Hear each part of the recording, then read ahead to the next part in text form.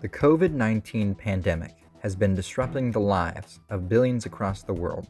Yet how refugees and immigrants are coping with the situation has been grimly reported. Weave Tales has partnered with Florida Immigration Coalition and We Are America to find out how these communities are dealing with the epidemic through the voice of their leaders and to discuss what needs to be done for now to better protect their lives.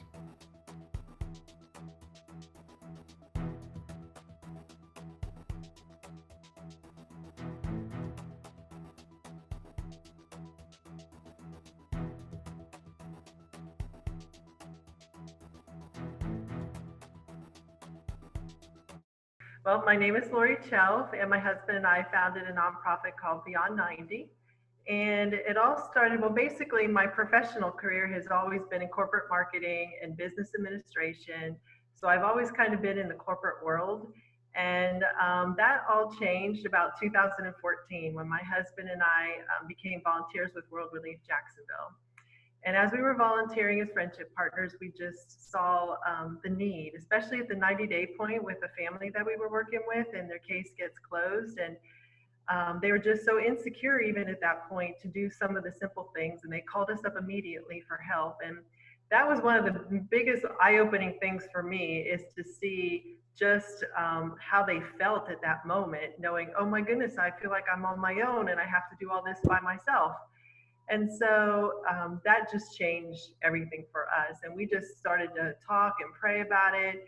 And what we decided was in 2015, I quit my job and we sold our house, our condo that was on the St. Johns River, and we just moved into an apartment complex where refugees were living, and we just started serving.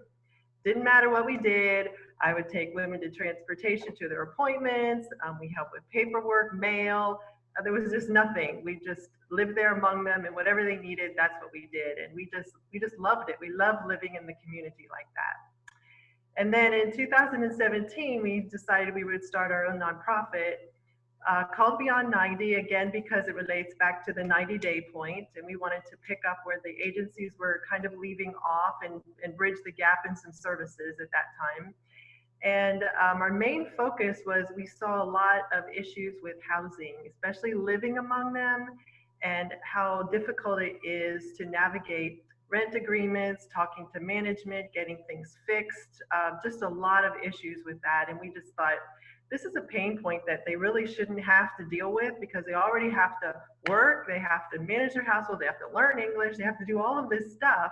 And it felt very overwhelming to us. So how much more does it feel that much more overwhelming to them? So we started out, and we still have a goal of providing housing for refugees. So someday we want to have our own apartment complex and then provide services on site and do all of that. So we are continually working towards that goal. And so then last year we moved out of the community we were living in, because refugees weren't being placed there, because it really wasn't being managed well for them, and it was just a lot of issues. And we opened up our own office, and so now we are able to actually reach more people, because more people come to us instead of just working with the community that we live with. Now we are able to work with a whole lot of other people that just come to us for services like food stamps and help with unemployment. Whatever they need, we do. There's nothing that comes through the door that we don't try to tackle, except for legal issues. We leave that to the professionals. But any other household kind of thing that they need, we'll tackle it. We'll figure it out. And that's just been our model from day one. We'll just figure it out with you, and you don't have to be there and do it alone. So that's what we do. When the refugees first get resettled here, they have their case open for 90 days, and they're given 90 days of finances for rent. And the agencies place them in a housing complex, and they get their 90 days for rent. And then at the end of that 90 days, that case gets closed. So they're on their own totally financially after that to provide for their household. They help them find jobs and all of that. So they set them up and get them started. But still, if you imagine what that is like at 90 days, moving into a new country, not maybe even knowing any of the language, the customs or anything, and then you can go back to get services, or you can go back to get help with things, but it's just feeling like, oh no, my case is closed. I don't have a dedicated person to me. Then it's very overwhelming. And I often imagine, what would that be like for me if I was to go to another country, not know the language, not know the customs, and then all of a sudden in 90 days, I'm like, oh my goodness, I have to do this by myself or feel like I'm doing it by myself. It's a huge thing to take on. And so that's been our heart to just help with that and just let them know that somebody is there to help them. Well, our family, again, we try to, we want to do everything that we need to with the social distancing and maintaining all of that. So we're being safe like everybody else is. With the community, it was hard because we really just did not feel comfortable just going totally virtual. The people that we typically deal with don't have computer skills, and some of them just have had all their focus on work, work, work, work, work, and haven't taken advantage of the English classes that maybe they could have. Because again, they're in that survival mode all the time. I got to work, pay my bills, got to pay my rent, got to pay my rent. And so just going totally virtual, it's too hard. And phone conversations can be very difficult when you don't have the language. So it just didn't feel right to us. And so we were able to modify our office in a way that people can still come to us and we can maintain the social distancing. So our office is set up in such a way that we have 3 rooms that are connected by doorways.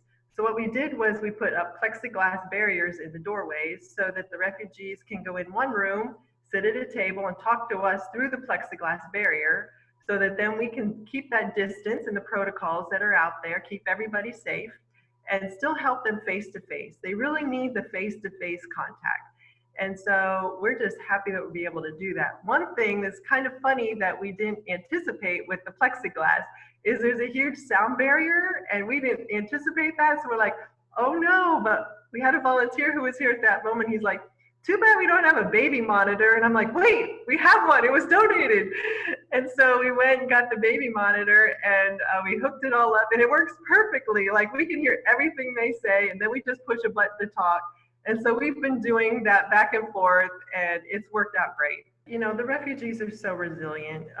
They are just strong. But I have seen an increase in the frustration level because, even if they try to do a phone call, getting through a phone tree now is even exponentially worse than it was. And that's even for Americans. We have a hard time with that. And so we get frustrated. So imagine what that's like for them. So yeah, there's been an exponential kind of frustration that we've seen. People walk through our door and they're kind of a little aggravated and things, but we just sit with them. And our goal is for whoever comes in our door that they leave better than when they walked in, because we know they're walking in with an issue. We know they have something they want help with. So whatever that is, we just work to help solve that problem, and so that they can leave us feeling less of the stress, less of the frustration, knowing that someone helped them, whatever that they needed help with. That's what we do. So if they can leave here and feel better, that's a goal of ours. In particular, we had a lady come in. Her neighbor actually brought her, and she is a single mom with a son who had some medical condition, and they were both out of work now. And she was trying to help her neighbor, and so they came in here, and the mother you could see visibly, she had tears in her eyes and tears were coming down her face, and she just didn't know what she could do. She used her taxes to pay her last couple of months' rent. She had no money for this month's rent, and they needed food stamps. They had no food. So as an example of what we do in a situation like that, first of all, we got them signed up for food stamps, and then to bridge the gap until that food stamp actually kicked in, we gave them some grocery gift cards so they can go buy food.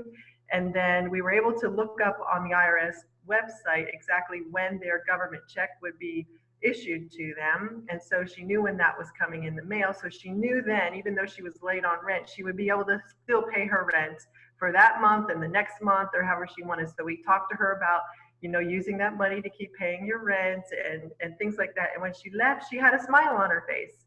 And so it's the joy in doing things like that that really keeps us motivated, keeps us going forward, because when you make a difference, when you see a transformation like that in one visit. We have seen a huge increase in the need for food stamps for people who maybe made too much income before and didn't qualify and now have lost jobs, or they've got less hours, or now they can qualify for more food stamps. So we've seen a huge increase in that and the unemployment. So that has been, those are the two most things that people are coming to us for right now. And so we were so thankful that the website started to work better, like on day 2 of us doing unemployment, because it was just perfect timing to then move more people through, because everybody was so frustrated, and I know the system was overwhelmed. But it's working better now, and that's good. So they come back and they check in with us, see how things are going with their unemployment, because they just won't check it on their own. And so we see that those are the two major things right now. And then we work to, if we know that they didn't have food stamps before, we know they're not working, we try to, like I said, we give them gift cards to try to tide them over, to make sure that they're safe, make sure they have a home, they have a roof over their head, they're eating, things like that is what we do to help them. The biggest communities that we've seen come in by far so far has been the Congolese. We've seen Eritreans. We've seen a bunch of different types, but from a lot of different countries. But mostly Congolese, Eritreans, some of the African nations, Ethiopia, a lot of those are the most that have walked through our door recently. Well, at the moment, we're limited in what we can offer people with this COVID-19 because of our setup. We can only have 2 people in the office at one time, because that's our limitation right now, unfortunately. So we do have some volunteers that feel comfortable coming in here with the conditions that we have, keeping the distancing and doing all of that, following all the protocols. We will in the future have more opportunities as we have classes starting back up again. We do offer classes for computer literacy and typing. There's been a huge need, or not need, but request to learn how to type on the computer. And so it was just interesting to know that I was just sitting here helping somebody one day, and I'm typing and not looking at my fingers. And they looked at me and they said, "I want to do that." And I said, "You want to learn to do this?" And they're like, "Yes." And I'm like, I wonder if anybody else wants to learn that.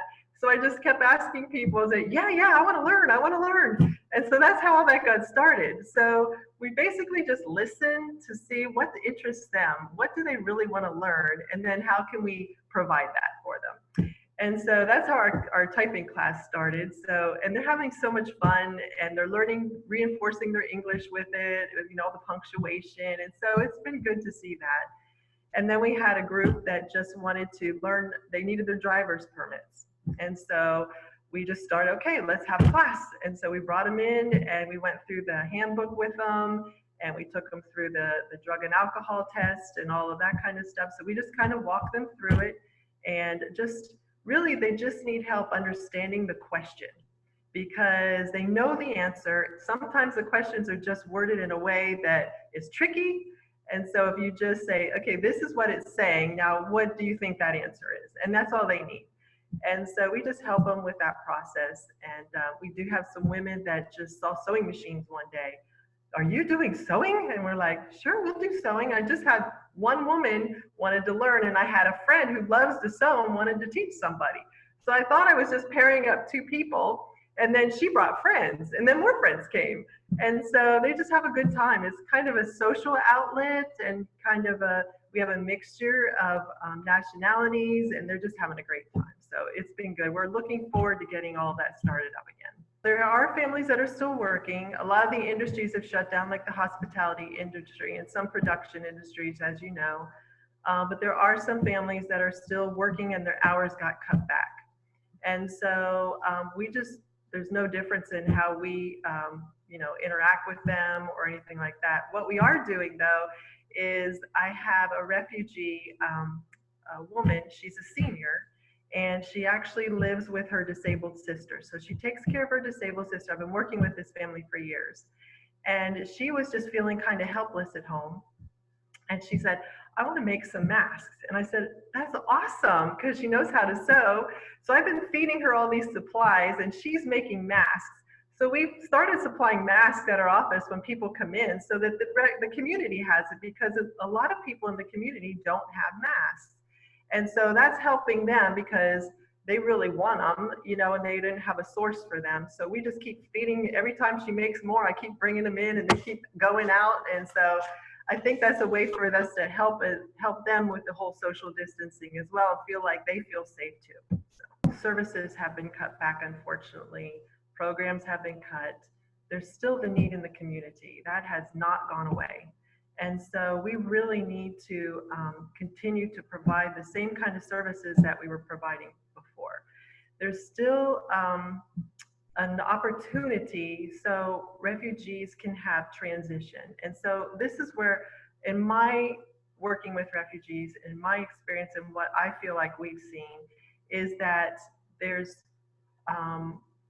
a lot of emphasis on, okay, you're here in a new country now, and you need to work, work, work, work, work. We're a work-based society. Yes, we are a work-based society, and that's good. Work is good. But we also have to give a longer transition time. You can't just work and then expect people to learn English, expect them to manage their household, expect them to know our customs just in 90 days or a little bit thereafter. Some people come and they can adapt really quickly, but there's a lot of others that just don't. And so it's those that we would like to see a longer transition time created. So it's our goal as we're working with the community to create that is somehow. We feel like if we can introduce housing as a component to what we do, it's always been our heart to solve housing. If they were to come into a housing complex that had on-site services and had the things that they needed right from the beginning, and then we listen to their dreams. What's your dream for the future? After they can come in and they can rest and they can relax for a little bit, then they can start to dream. Many people haven't had that opportunity to dream. They've come from war. They haven't had an opportunity. They've been in camps for 17 years or more.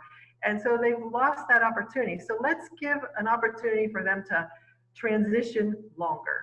And so in our mind, we would start that out with housing, know that they're in a supportive place, and work through learning how to live in our culture. What's our culture like? How does housing work in our society? Because it's different in different nations.